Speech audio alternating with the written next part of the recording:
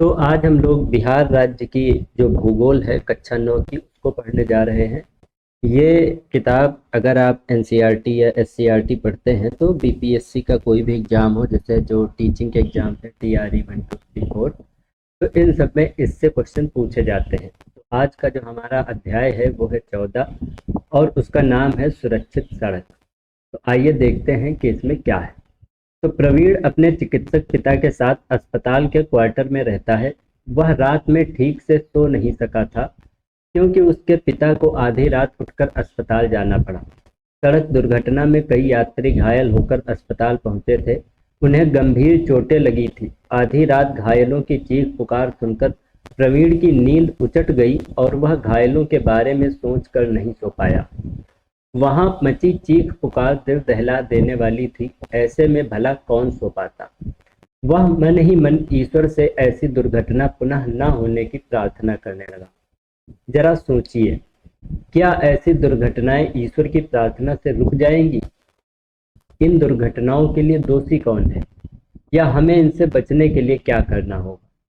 इन्हीं बातों ने प्रवीण के मन में उथल पुथल मचा दी थी।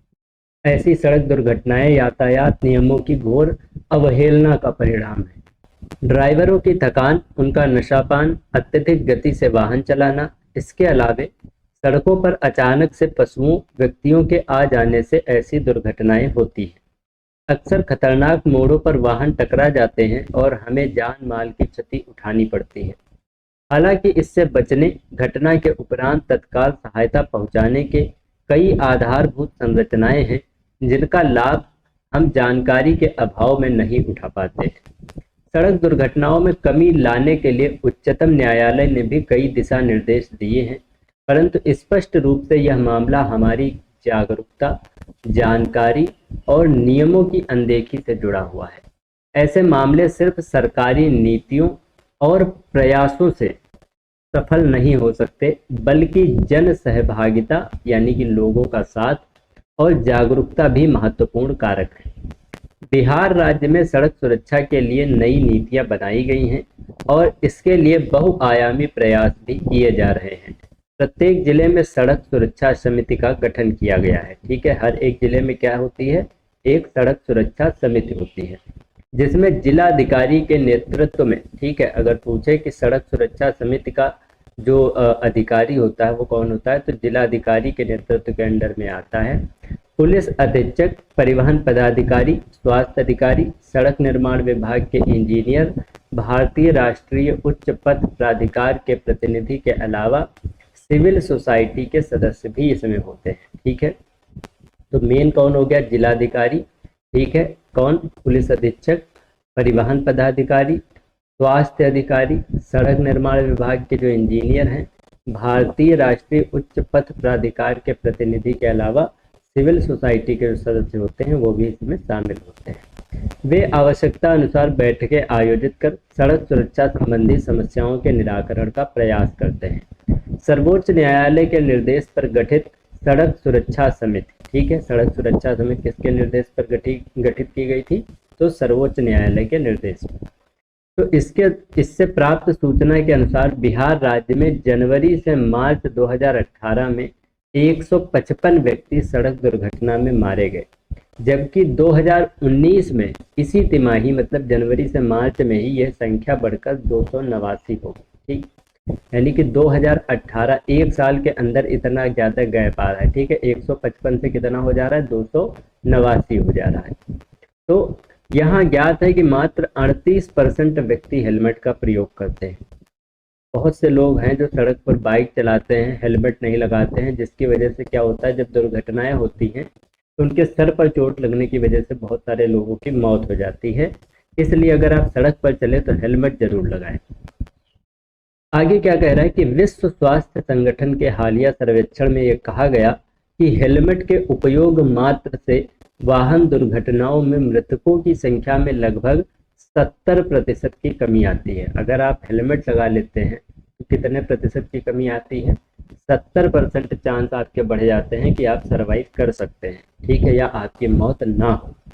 भारत में 2018 में मात्र हेलमेट न पहनने की वजह से लगभग 46,000 मौतें हुई थी। ठीक है, कितनी मौतें हुई थी, 46,000 मौतें हुई थी, सिर्फ इसलिए कि लोग हेलमेट नहीं पहनते हैं। सड़क दुर्घटनाओं के आंकड़े दुर्घटना स्थल से थाना क्षेत्र से प्राप्त होते हैं, ठीक है। तो सड़क दुर्घटना जहाँ पे हुई उसके बगल में जो थाना होता है वहाँ पे रिपोर्ट जाती है, वहाँ पर पुलिस को पता चलता है। तो कितनी दुर्घटनाएं हुई वो सब हमें कहाँ मिलती है, थाना क्षेत्र से मिलती है।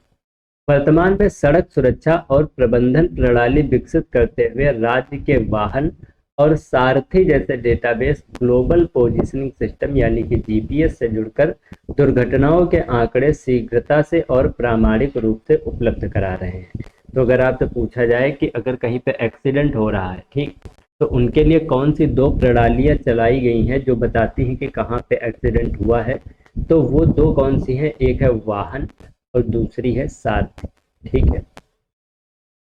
दुर्घटना के आंकड़े शीघ्रता से और प्रामाणिक रूप से उपलब्ध करा रहे हैं। इससे बीमा कंपनी एवं दुर्घटना दावा अधिकरण, अस्पतालों आदि को कार्य करने में बहुत सहूलियत होती है। चर्चा कीजिए कि उत्तर प्रदेश में कम दुर्घटना होने के बावजूद मृतकों की संख्या अधिक है, ऐसा क्यों? ठीक है, तो आपको पता करना है कि यूपी में दुर्घटनाएं तो कम होती हैं लेकिन फिर भी मरने वालों की संख्या क्या है, ज़्यादा है।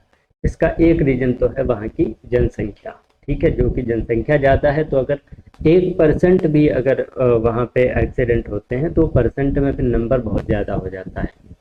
तो सड़क दुर्घटनाओं में जान माल की क्षति को कम करने के लिए उच्च पथों के किनारे ट्रामा सेंटर खोलने, शराब दुकानों को बंद करने, नज़दीकी एम्बुलेंस और स्वास्थ्य केंद्रों में टोल फ्री नंबर भी सड़क के किनारे प्रदर्शित करने के निर्देश दिए गए हैं।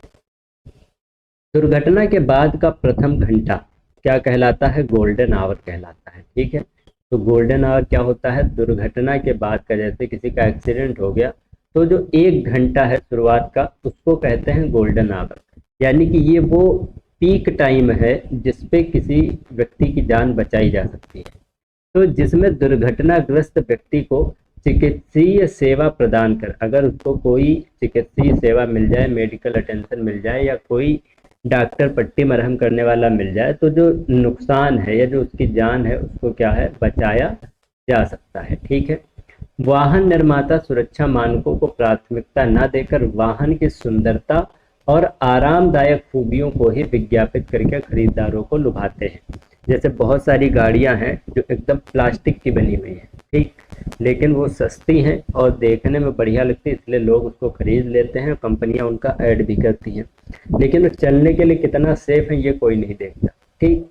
तो जब भी कोई चीज़ आप खरीदें तो वो मजबूत होनी चाहिए जिससे आपके जान की सुरक्षा हो, ना कि देखने में अच्छी हो खाली। आश्चर्यजनक बात यह है कि वाहनों की खरीदारी भी वाहन के रंग, मॉडल आदि के आधार पर ही खरीदने की प्राथमिकता देते हैं। वे गाड़ियां सेफ्टी बैलून की चर्चा भी नहीं करते हैं। यह स्थिति खतरनाक है। लंबे समय तक लगातार वाहन चलाना, जाग जाग कर वाहन चलाना आदि बातें अक्सर शादी विवाह जैसे अवसरों पर ड्राइवरों के साथ देखी जाती हैं। भाई जब शादी ब्याह होता है तो लोग क्या करते हैं, रात रात भर गाड़ियां चलाते रहते हैं, नींद आती है तब भी वो ऐसे औंघा औंघा के चलाते रहते हैं, ठीक है। तो इसकी वजह से क्या होता है, एक्सीडेंट होते हैं। इसके अलावा वाहनों के पार्किंग को लेकर तो लोग और भी लापरवाही बरतते हैं। गलत तरीके से वाहनों की पार्किंग के कारण अक्सर टक्कर मार देने की घटना हम सुनते हैं। अब तो बड़े शहरों में उच्च पथों पर वाहनों की गति सीमा का उल्लंघन करने वालों को स्पीड रीडर, ठीक है, कौन, स्पीड रीडर, अगर आप ज़्यादा हाई स्पीड पे जा रहे हैं, बहुत तेज जा रहे हैं, मान लो बाइक से जा रहे हो 120 की स्पीड से, तो स्पीड रीडर क्या करेगा कि वो बाइक की स्पीड को नोट कर देगा और चालान तुम्हारे घर भेज देगा, ठीक।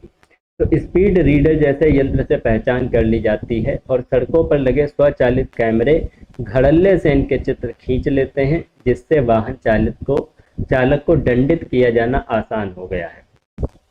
इसके अलावा क्या होता है, ब्रेथ एनालाइजर होता है जैसे यंत्र। अब सांस में अल्कोहल की मात्रा को पहचानने का यंत्र होता है, यानी कि ब्रेथ एनालाइजर जो होगा, पुलिस वाले आपसे कहेंगे कि इसमें फूंको, उसमें अगर फूकोगे तो अगर आपने दारू पी रखी है तो वो बता देगा कि इतनी अल्कोहल की मात्रा आपके अंदर है, ठीक। तो ये सब किसको उपलब्ध कराए गए हैं, पुलिस को, जिससे शराब पीकर वाहन चलाने वालों की पहचान आसान हो गई है।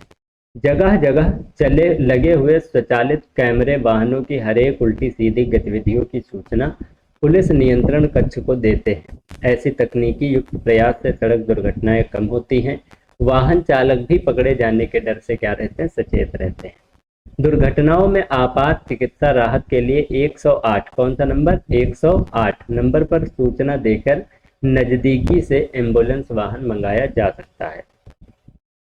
दुर्घटनाग्रस्त किसी व्यक्ति को अस्पताल पहुंचाने पर अस्पताल प्रबंधन या पुलिस प्रशासन उस व्यक्ति से नाम पता की जानकारी हासिल नहीं कर सकता। ठीक है, यानी कि दुर्घटनाग्रस्त किसी व्यक्ति को अस्पताल पहुंचाने पर अस्पताल प्रबंधन या पुलिस प्रशासन उस व्यक्ति का नाम पता जानकारी, तो अब भाई जिसको चोट लगी वो तो बताएगा नहीं क्या हुआ है। तो ऐसा निर्देश भारत के उच्चतम न्यायालय ने दिया है, जिससे कि मदद पहुंचाने वाले व्यक्ति को अस्पताल प्रबंधन या पुलिस प्रशासन किसी प्रकार से तंग ना करे। ठीक है, यानी कि ऐसा नहीं है कि अगर किसी कहीं एक्सीडेंट हुआ है, कोई अगर मान लो कोई भला आदमी हुआ, वो उसको जाके हॉस्पिटल पहुंचा देता है, तो पुलिस उस हॉस्पिटल पहुंचाने वाले व्यक्ति से पूछताछ नहीं करेगी। ठीक, चर्चा कीजिए सबवे और अंडरपास यातायात में कैसे सहायक हैं। तो सबवे क्या होते हैं, जो ऊपर से निकल जाते हैं ऐसे करके, ठीक, और अंडरपास क्या होता है, जो नीचे से निकल जाते हैं। तो सबवे क्या करते हैं, इससे ट्रैफिक कंट्रोल रहता है, भीड़ ज़्यादा नहीं लगती है। ठीक है, इससे लोगों को जाने आने में सहूलियत होती है। आगे देखते हैं, तो ये हो गया सबवे, ठीक है, और ये क्या हो गया, अंडरपास। अंडरपास मतलब जो हम नीचे से निकलते हैं, सबवे क्या हो गया जब हम ऊपर से निकलते हैं। तो पैदल चलते समय आप निम्न सावधानियां रखकर सड़क दुर्घटना की संभावनाओं को कम कर सकते हैं। सबसे पहली चीज, पैदल चलने के लिए किसका उपयोग करें, फुटपाथ का उपयोग करें। बिना फुटपाथ वाली सड़क पर चलने की स्थिति में बाईं तरफ का उपयोग करें। ठीक है, किधर चलना होता है, आपको बाईं तरफ चलना होता है। सड़क पर चलने के दौरान आसपास चल रहे वाहन के प्रति सतर्क रहें कि कोई किनारे से ठोकर मार के ना चला जाए। ट्रैफिक जाम की स्थिति में उसकी उल्टी दिशा में फुटपाथ के किनारे नहीं चलना चाहिए। ठीक है, रात के समय रंगीन कपड़ों का पहनना, रात में चमकीली कलाई बैंड्स, कमरबंद, बेल्ट, वेस्ट कोट्स और जैकेट पहनना। रात को ऐसी चीजें पहनो कि अगर आप पैदल जा रहे हो और पीछे से कोई बाइक आ रही तो उसको दिखे। ठीक है, मतलब चमके आपके, चाहे वो चीज जैकेट के पीछे हो या हाथ में ब्रेसलेट टाइप कुछ हो, तो वो चीज चमके तो उसको पता चल जाएगा। बच्चों के साथ पैदल निकलने पर बच्चों और ट्रैफिक के बीच स्वयं को रखना और हाथ थामना। ठीक है, बच्चों का हाथ पकड़ के चलो और बच्चे को किनारे कर दो और तुम ट्रैफिक के साइड रहो। सड़क पार करते समय zebra crossing, foot over bridge, Subway और अंडरपास का इस्तेमाल करें। सड़क पार करते समय वाहन से एक सुरक्षित दूरी रखना जरूरी है। क्या नहीं करना है, सबसे पहली चीज जो छोटे बच्चे करते हैं, दौड़कर या जल्दबाजी में सड़क को पार नहीं करना है। अचानक बीच सड़क पर नहीं आ जाना है। ठीक है, कि कहीं भी गाड़ी फटाक से मोड़ दी, बीचों बीच में खड़े हो। खड़ी गाड़ियों के सामने या बीच में सड़क पार करना है, ये आपको नहीं करना है। रेलिंग से कूदकर सड़क नहीं पार करनी है। अंधा मोड़ या जहाँ पर एकदम 90 डिग्री का मोड़ होता है, तुम्हें पता नहीं चल रहा है कि उधर से क्या आ रहा है क्या नहीं आ रहा, और फुल स्पीड में तुम लेके जा रहे हो, तो ऐसी जगह पर, ऐसे मोड़ पर सड़क को पार नहीं करना चाहिए। ठीक है, क्या पता कि इधर से क्या आ जाए। इसके अलावा क्या है, ठीक है, तो यहाँ तक ये हमारा चैप्टर खत्म हो गया। तो अब यहाँ पर क्वेश्चन है कुछ कि दुपहिया वाहन चालक हेलमेट का प्रयोग करते हैं, तो कितने % दुपहिया वाहन चालक हैं जो हेलमेट का प्रयोग करते हैं, 38%। ठीक, दुर्घटना का कारण क्या है, चालक की लापरवाही, चालक की थकान, तेज गति या उपयुक्त सभी, तो भैया सभी है। ठीक भाई, कभी कभी चालक चलाते चलाते थक भी जाता है, तो उसकी वजह से क्या होता है, एक्सीडेंट होता है। लापरवाही से भी होता है, तेज गति से भी होता है। गोल्डन आवर क्या होता है, जो शुरुआत के 3 घंटे नहीं, शुरुआती 1 घंटा, शुरुआत का जो प्रथम घंटा होता है उसको गोल्डन आवर कहते हैं। दुर्घटना के बाद मददगार कौन है, चिकित्सक है, पुलिस है, एम्बुलेंस है। ठीक है, तो उपयुक्त सभी हैं, क्योंकि एम्बुलेंस लेके जाएगी, पुलिस वाले देखेंगे क्या होगा और चिकित्सक क्या करेगा, हेल्प करेगा। गाड़ी चलाते समय क्या नहीं करना चाहिए, सीट बेल्ट लगाना चाहिए, नशापान, इंडिकेटर का प्रयोग, हेलमेट का प्रयोग, तो भैया क्या नहीं करना चाहिए, नशापान नहीं करना चाहिए। पैदल चलते समय करना चाहिए, दौड़कर सड़क को पार करना चाहिए, नहीं, बिल्कुल नहीं, हमको क्या आराम से सड़क को पार करना चाहिए। ठीक है, और ईयरफोन लगाकर चलना चाहिए, तो ईयरफोन लगा के भी नहीं चलना चाहिए। ठीक है, और अंधे मोड़ में सड़क को पार, अंधा मोड़ से सड़क, अंधा मोड़ से मतलब जहाँ पे एक मान लो सड़क ऐसे जा रही है, ठीक, और एक सड़क ऐसे जा रही है, तो एकदम 90 डिग्री, अब इधर से जो आ रहा है उसको ये नहीं दिख रहा, इधर से जो आ रहा है इसको ये नहीं दिख रहा, तो यहाँ से सड़क कभी नहीं पार करनी। ठीक, तो क्या करना चाहिए, फुटपाथ का प्रयोग करना चाहिए। तो इसमें सबसे सही आंसर कौन सा हो जाएगा, गा वाला। ठीक। इसके बाद ये लघु उत्तरीय प्रश्न है और यहीं पर हमारा चैप्टर जो है खत्म होता है।